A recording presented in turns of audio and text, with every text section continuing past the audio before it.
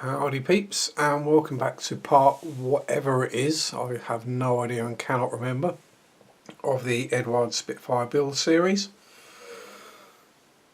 Last time I'd started putting the stencils on, and since then I've finished putting the stencils on. Got those bedded down nicely in the main. I've got a little bit of silvering on one or two, but you know, I've fixed it as well as I could, or could be bothered, let's put it that way. This is more of a show how rather than a display piece, as it were. And then I've given the whole model a coat of Alclad Aqua Gloss, my preferred gloss for sealing in the decals and then starting the weathering process. Sorry, itchy nose again. So what we're going to do today is put on the wash, or the first wash. For that I will be using Ultimate Modelling Products Weathering Wash Dark Dirt. Again, possibly a little too dark, but I'd rather it show up obviously under the camera so you can see what I've done. So, things falling over. So what I've done is I've given it a damn good shake, and I've decanted a little into a little pot. Just grabbed an old brush, and there is no subtlety with how we apply this. It's literally over all the panel lines and all the rivet detail. Sometimes it's easier just to literally cover the whole thing.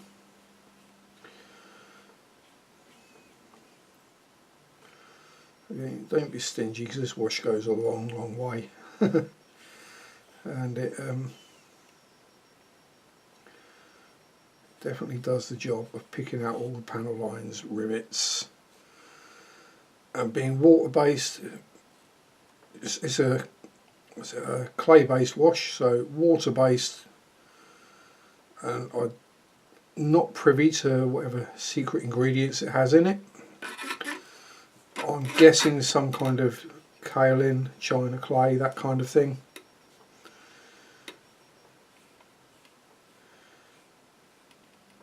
So if you don't like it, you can just scrub it off or wash it off with a bit of water. Sorry, my accent getting out. I'm going to pick this up to stop it squeaking and creaking every time I move it. It's going to be far less unpleasant to listen to. My voice is probably bad enough, let alone plastic squeaking across a cutting mat. Now you'll notice I'm just liberally daubing this on. I'm not, like I did with the SU-76 build, trying to get it into just the panel lines or the details, because this is so much easier to clean off when we're done. And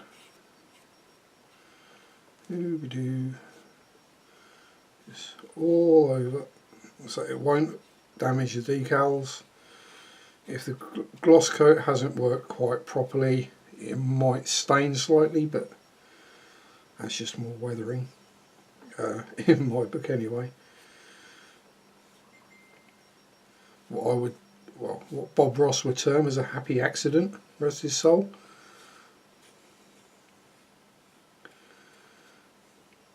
And we're basically just going to cover the entire airframe.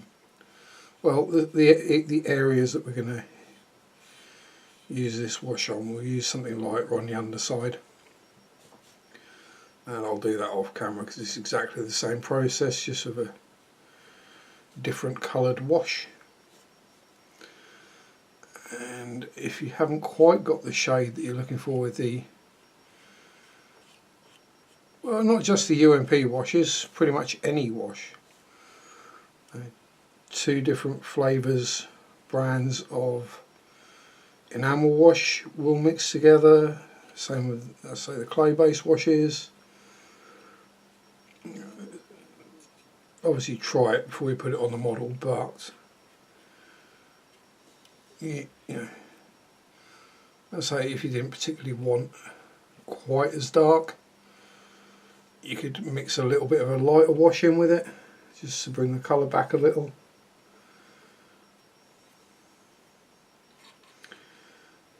If you had a different shade and you wanted it slightly darker. And ones I tend to use to lighten would probably be the concrete on things like the dark dirt and the earth, or maybe the light dirt. Well, yeah, I'd use concrete with the dark dirt, light dirt with either the earth or mud, and then the rust I would probably, I don't actually know whether I'd want to lighten the rust at all. There may be some reason, and I'd have to figure out what worked best. Let's say you can mix them up and see what colours you get.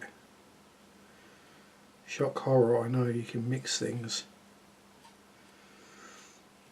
And again, I will reiterate, just because a product says something on the box or the label, it doesn't mean that's all you can use it for. And heck, the colour call out for the MiG-21 on building said, it just said interior green for the wheel wells, so yeah, that's what it got. It got good old-fashioned interior green. It wasn't a special Russian interior cockpit or wheel well green. The same goes for washes. Just because it says DAC wash on it doesn't mean you can only use it on a DAC vehicle. You can use it on anything that would that kind of wash would give you the effect you're looking for. This is not trying to do anyone out of any sales, but it's there are a lot of very similar products in the same brands and the same lines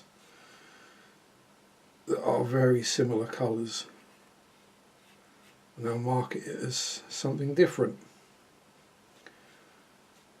It's entirely up to you. You might want to have, say, every single shade of the AK panel washers there are, or whichever MiG or whichever ones. I mean, I've got every shade of the UMP washers. That's because there aren't a huge amount of them, to be honest. I think there's 8 or 9 maybe. And now I've changed the angle, I can see a load of extra rivets in that sheet there. So we'll make sure we get those picked out on both sides. Oh, crunch. There's something randomly just falls off the bench for no apparent reason. Committing suicide. Sorry, it was just a pad of post-it notes that I use to keep notes on what I'm doing. If I've used a specific paint mix for something, then I'll write down what paint mix I've used, which colours, what ratios, just so if I need to go back and touch up or repaint. Ooh, squeaky. Yeah, just so if I have to go back and touch up or repaint, then it's not a big issue. I know exactly what the paint was, or say it's a figure, so I know exactly which shades or washes I've applied, or even just for other things, like someone you see a kit you like and you go, oh, that's cool, I might want that. But if you're anything like me, you'll forget. You'll think, ah, damn it, someone had that kit I wanted the other day. What was it? And if you got it written down, you can then go, ah, it's that one. Right. So that's that all applied. Just swish the brush out.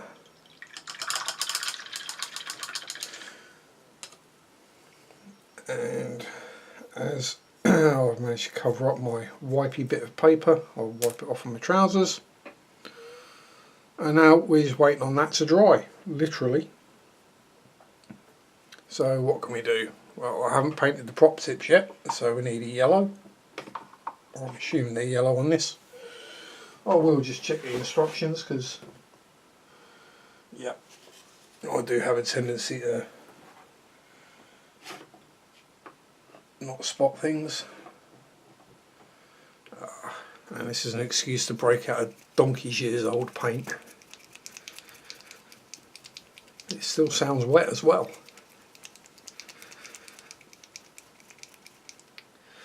It's probably early 90s, just the old Citadel Sunburst yellow.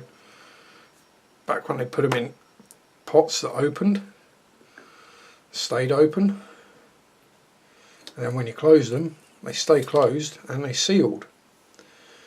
Which is why you can have a paint that's 20 odd years old that still is paint. Bit too much paint on the brush, and I'm well out of shot there, so we'll just add a little.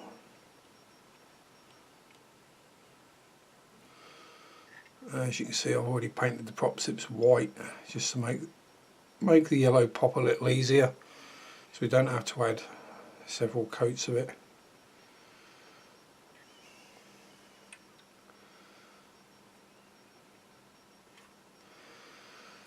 Don't forget to do the back side.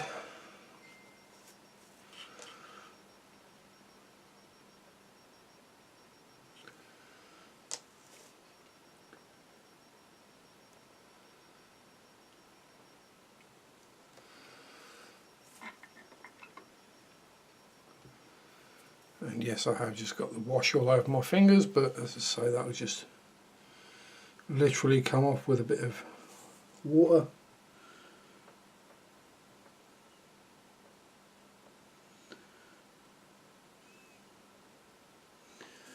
Try and get this relatively smooth.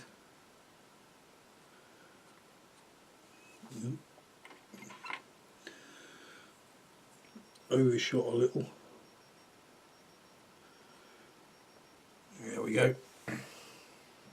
Near enough. So, well, normally this wash dries fairly rapidly, but as I've kind of plastered it on, and it's not overly warm in here, although it is actually quite a nice day. It does seem as though winter has finally broken, because we've had a couple of days dry and sunny, so things are starting to dry out and warm up. As soon as the ground starts to warm up, won't get the frosts. Then it just gradually gets warmer and warmer. Right, so what can we do while we're still waiting on that to dry? Well, let's have a think. What have we got on the bench? Is there anything useful? No. Nope. I've still got all the shades out from doing the cockpit. That's nearly empty, but we'll use it anyway. Now this, although you won't be able to see, is because the label is covered in paint, and the pot is so close to being empty it's unreal. But this is the Citadel shade Nuln Oil. Basically it's an oily black wash kind of thing, and all I'm going to do is splurge that onto the landing gear and the wheels just to pick out the detail and make it look a little oily and grimy.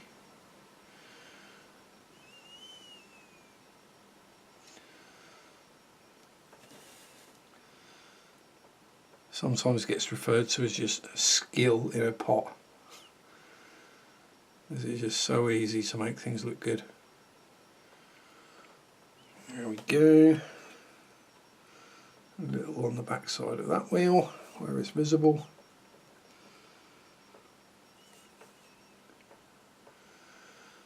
Oh, back of that gear leg, missed that. And the oleos. all the little straighty bit things that stick out the back.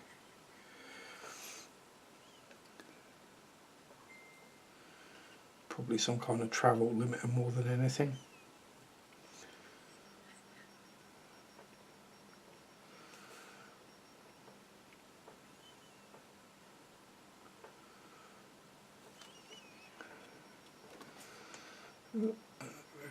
Again, as I say, this is another water-based product, so it's perfectly safe and healthy. Well, I mean, obviously you don't drink or eat it, but you know, it's not going to do you any long-term harm. It doesn't smell or contain any chemicals known to the state of California to cause birth defects or other reproductive harm, as labels on virtually everything else says. So, I think we might be starting to get a bit dry on the wings. It looks a bit calmed down. Let's give it a go, shall we? So for this we need, I tend to use cotton wool buds, Q-tips, whichever you prefer to call them, and we just dampen them in a little water, roll the excess moisture off on the trousers, and if I start on the white part, we'll just start this end of the wing, and if you drag it back in the direction of airflow, that's bugging me as well, that's squeaking.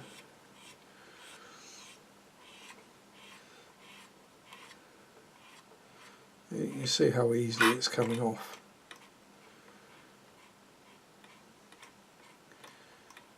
And there's no pressure at all going on. Just running the cotton bud over the surface.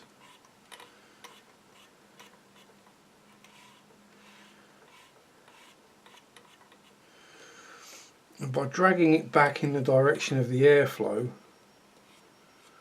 what we're actually doing is, you may not get it all, you may leave a bit behind. You can't really tell until it's re-dried again, but it can leave some really nice interesting streaking.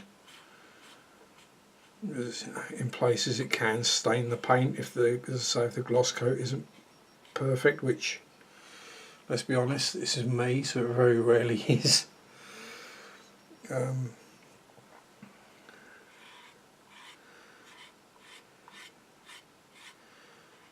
So this isn't anything special, this is just one coat of aqua gloss just chucked on there. No finesse, no delicacy, no even making sure I got everywhere, just, yeah, that'll do. So it will stain a little and it will be random, which is what we're looking for. You don't want anything too obvious.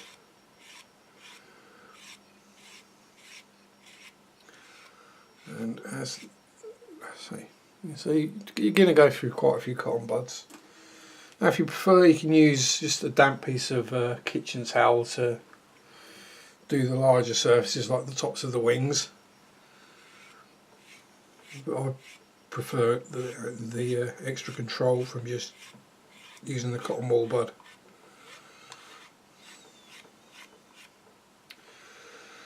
And once that re-dries again, I'll have another look at it and see whether I fancy adding or taking more away, or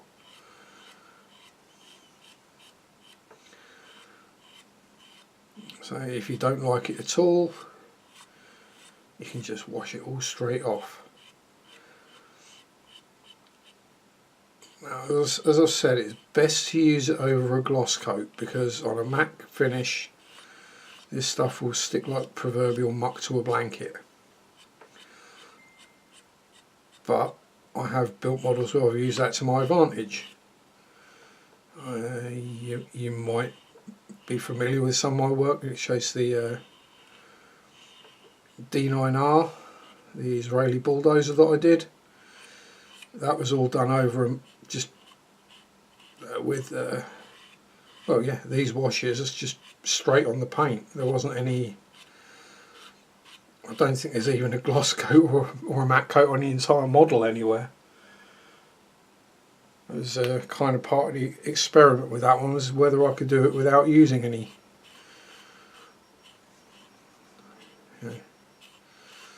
glosses or mattes or anything. And it turned out really well. It was quite a bit of work removing the wash, as you can imagine, on a matte paint surface, but that thing was so heavily chipped and mucked and muddied and dusted up that in the end it all kind of amalgamated and just looked really quite cool, I think.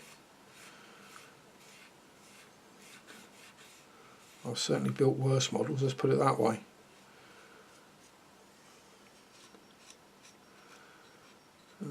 Ooh. That cotton bud's had it. Let's go through this one as well. As I've got 3 out, I might as well use them.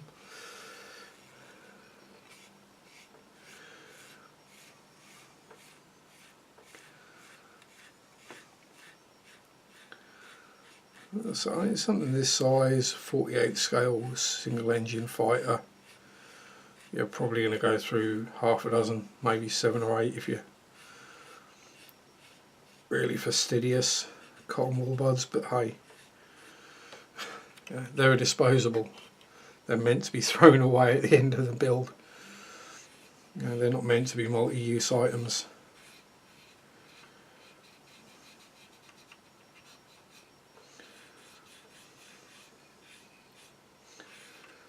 As I said again, trying to always go with the direction of airflow, so any muck or streaks or staining you get goes in the right direction, and you can call it weathering, streaking to be precise.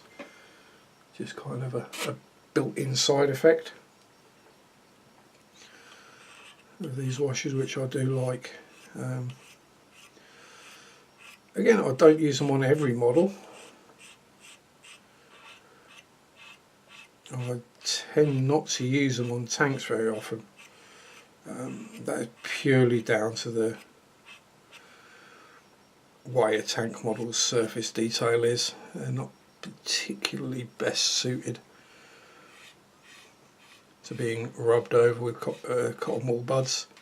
They tend to have lots of fiddly, delicate bits stuck on them, and the way I build means that they are all stuck on before I start painting. So there we are, nearly there. Yes, I know I'm going the wrong way, but hey.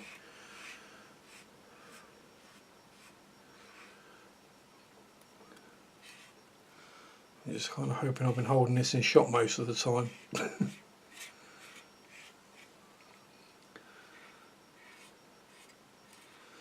anyway, that's just about there. May well need a little more clear up later once it's dried and I have another look.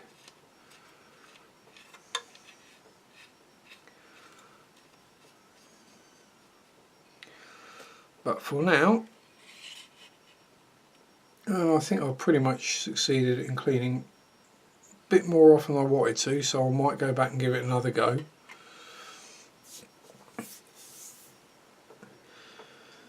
Although, as I said, it's an interesting thing. As soon as you put a matte coat on it, it will change again and the wash will become more evident. But anyway, you've seen how I put it on, you've seen how I take it off. Repeating the process with a different colour or taking more off or adding more on is just exactly the same. So I'll get the top done, flip it over, do the bottom in probably earth, maybe concrete. We'll see what colour I choose to use on the underside, but I will get that done and once it's all washed up, we'll come back and we shall see what happens next. So I hope you've enjoyed that episode. We're getting quite close now to the end of this one. And yep, if you liked what you've seen, give us a thumbs up. Feel free to subscribe. Yes, I have got the wash all over my thumb and forefinger. But yeah, have fun, enjoy your modelling. Try not to get involved in any of the dramas. Peace out, rock on, and bye bye.